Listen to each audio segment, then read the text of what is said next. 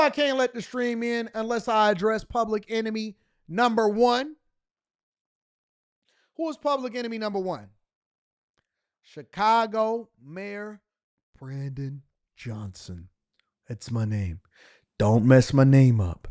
Well, Brandon Johnson was subpoenaed by Congress to testify next month in February.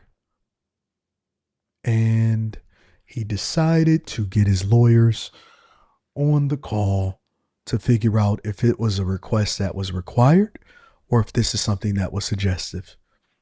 Other mayors were subpoenaed also, including Eric Adams and Mike Johnston over in Denver and several other of my colleagues. But the one thing that we're not going to do is we're not going to obfuscate.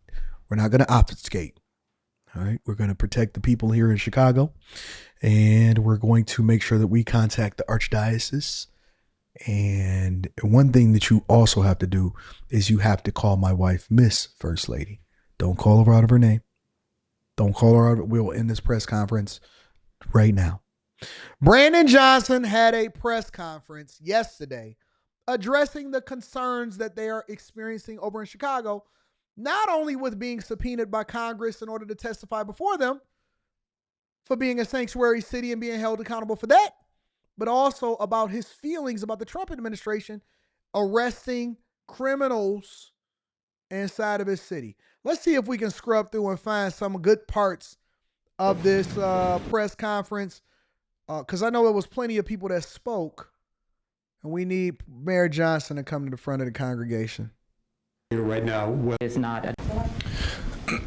Excuse me. Alex Capriello with News Nation. We do know that the Trump administration has threatened legal action against sanctuary cities that hold similar to your welcoming city ordinance. So I'm wondering if this was a discussion since President Trump became the president again for a second term, knowing that this sort of invitation might be coming, and how the city of Chicago might have been preparing for this moment. well, again, regardless of who's in the White House. Well, again, regardless of who's in the White House, we're going. All right, let me let him answer. We got to find. I know what his answers are. I know he's going to use some 3 and 4 syllable words. He's going to throw them in there. But we want to hear what Brandon Johnson got to say. Brandon, tell us what's going on. We're going to project our values and what working people across this city have asked for. They have asked for investments and opportunities to make sure that they have the ability to afford to live in this beloved city, to make sure that their children can go to a school that's within their neighborhood, that's fully funded, to have reliable transportation, environmental justice, all the investments that we're making. That's what the people of Chicago are experiencing in my administration. So again, regardless of who's in the White House, it's not going to be a determinant on whether or not we're going to hold up to our values. We are a welcoming city. We're proud of that work, and we'll continue to make sure that we're protecting the interests of all working people in the city. How many people in Chicago have felt this neighborhood investment? And let's cut the Brandon Johnson BS out. How many people in Chicago have felt the investments inside of your city? The only investment that I've seen is the removal of ShotSpotter that allows for criminals to be able to get off their shots, pow, pow, without having to worry about the police automatically alerted. The only investments I seen was in their pocketbooks, because while they were sitting there trying to furlough employees and raise taxes and be able to hit y'all with a bag tax, they gave themselves raises the minute that they got into office. That's the only thing that I seen. How many people have seen Chicagoans over there in Crook County, because I know they keep taking y'all properties for themselves, how many of y'all have seen capital investments inside of your neighborhoods? How many of y'all have seen improvements in this welcoming city for illegal migrants for Chicago? A brief follow-up, Mayor. Your reaction to border czar Tom Homan making his presence known here in your city over the weekend and the arrest that happened, and your overall thoughts on this first week of the Trump administration, particularly when it comes to our city. Well, look, I think what's clear from this administration is that they do not have the full pulse or the breadth of what people in America are calling for. And He won a popular vote. He won every single swing state. How does he not have a pulse on what the people in America is calling for? Listen, this is y'all mayor. Y'all voted for this guy. Y'all genuinely said, you know what? I think that this guy is the best person for the job.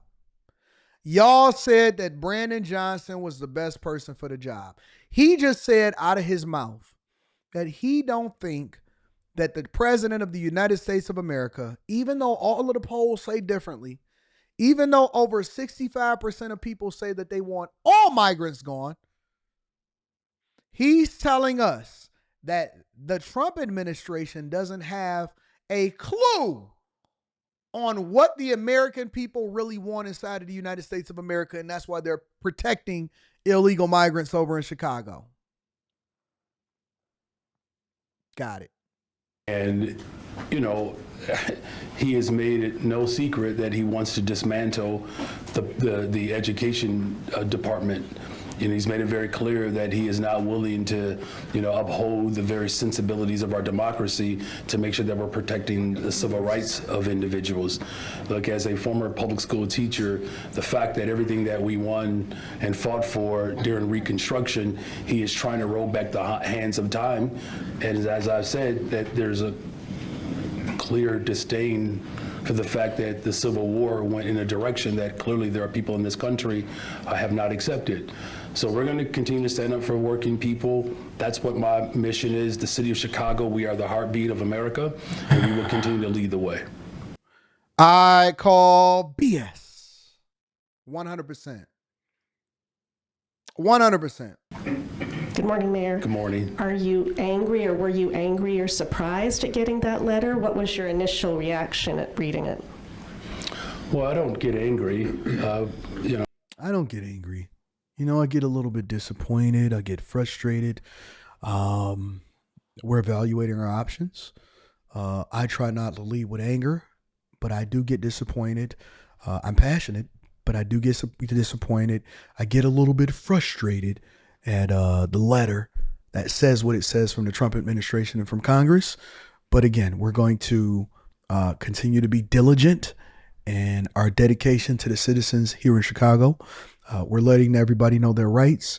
We're referring it over to the legal department of whether or not we should actually testify. And again, I don't get angry. Only disappointed, only frustrated. I don't get angry, guys. It's just not my temperament. Sometimes I might, get a little frustrated, but.